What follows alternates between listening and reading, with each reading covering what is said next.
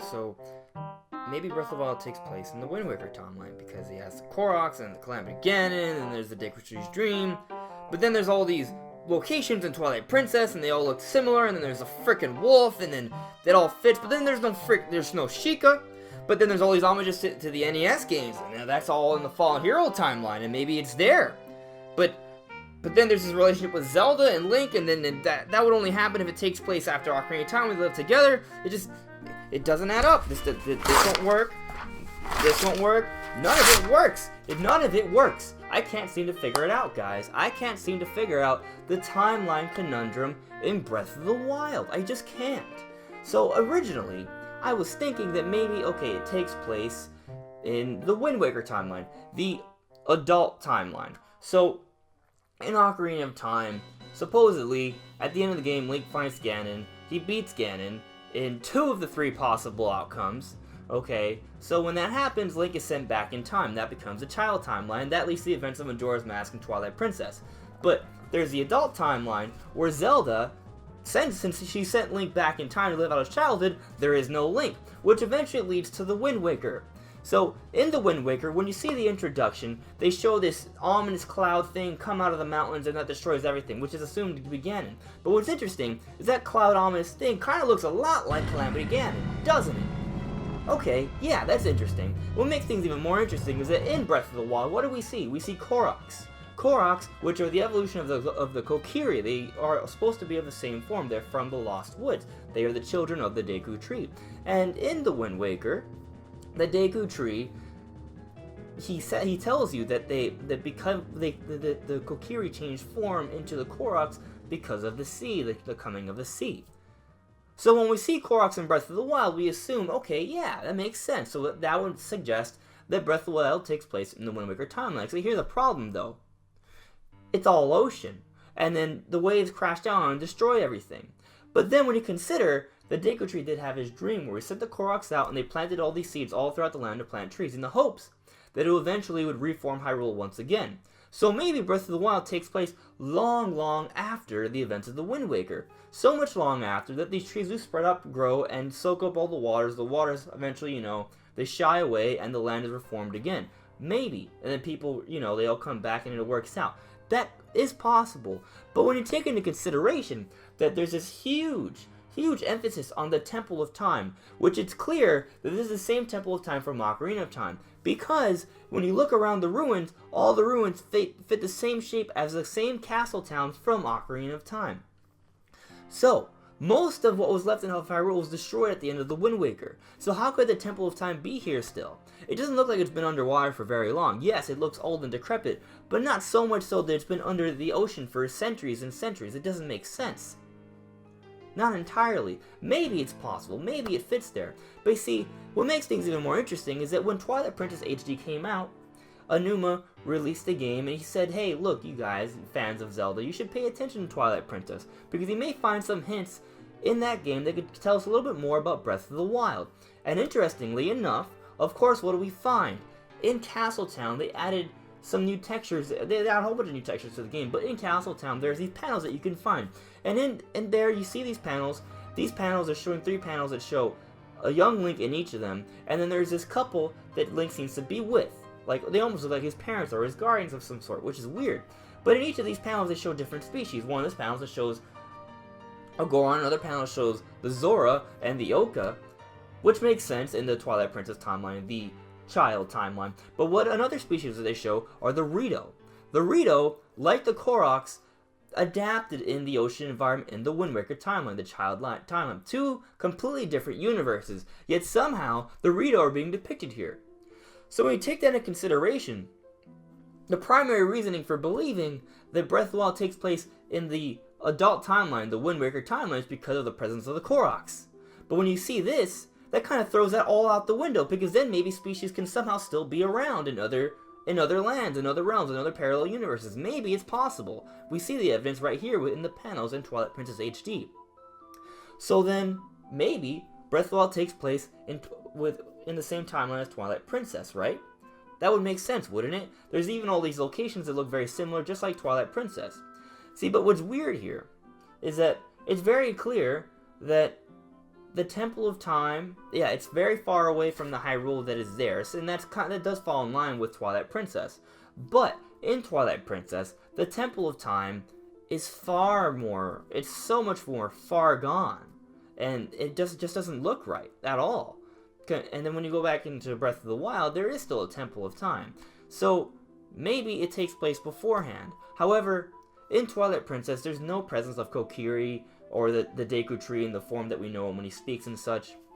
And the Sheikah, well, there's only one Sheikah. There's an old lady far away and just once in a ghost town in Twilight Princess. Yet in Breath of the Wild, there's a very strong presence of the Sheikah. So some things aren't adding up here. Maybe the story in Breath of the Wild could explain it, and maybe Breath of the Wild is actually not a sequel to Twilight Princess, but a prequel. Maybe, since things happened to the Sheikah, after all, we did just find out, because the Nintendo Switch presentation came out, and it just threw all this new information with this trailer. We even got this whole map that actually tells us a bit of the story for Breath of the Wild. So what they tell us in the story for Breath of the Wild is that basically, when the Calamity Ganon came, the Sheikah used their technology, and these guardians came about with their powers, and they fought against Calamity Ganon, and they fractured his force and his power. However, it left a great devastation upon Hyrule. So the higher-ups of Hyrule, they banished the Sheikah. And maybe these events and the events of Breath of the Wild lead to what's left in Twilight Princess, which is barely anything. Maybe that makes sense. But supposedly, Twilight Princess doesn't take place that much longer after the events of Ocarina of Time. So in terms of timing, they could fit it in there, maybe, but I'm skeptical. Especially when you consider that there's also the Fallen Hero timeline, which interestingly, we had no clue about until the three timelines were released with Hyrule Historia for the 25th anniversary of Zelda, when Skyward Sword was released, which was also when Breath of the Wild began development. So maybe, as they started the development for Breath of the Wild, they had decided they wanted to do it in the Fallen Hero timeline. And maybe that this game would explain how that even came to pass, because we don't even know how exactly that timeline was even formed, because supposedly Link fails fighting Ganon. However, when we play Ocarina of Time, there's no real evidence of that. We beat him. I mean, yeah, I guess you could just die and lose, and then there is that possibility. But since we know a little bit more about the Breath of the Wild story, as I said before, after the Nintendo Switch presentation trailer came out and the pre-orders came out and there's this map, and we found out about the exiling of the Sheikah, we also found out that before the Sheikah came in, Link and Zelda worked together to try to stop the Calamity Ganon. They tried, and then they failed in the events that preceded Breath of the Wild.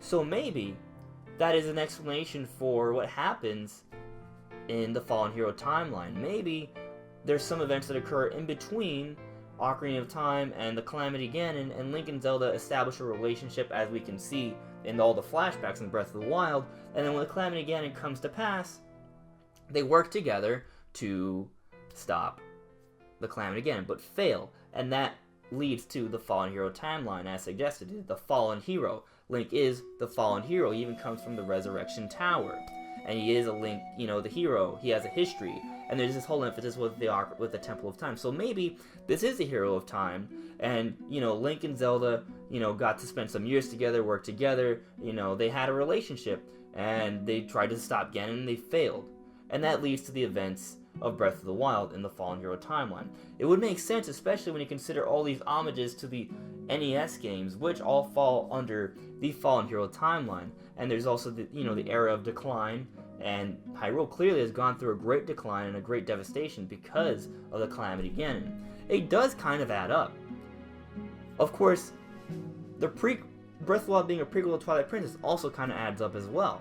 So it's hard to say if Breath of the Wild takes place in the Fallen Hero timeline or the Twilight Princess, the adult timeline. Because here's the thing, maybe Breath of the Wild does take place there, and maybe it is a Hero of Time in Breath of the Wild.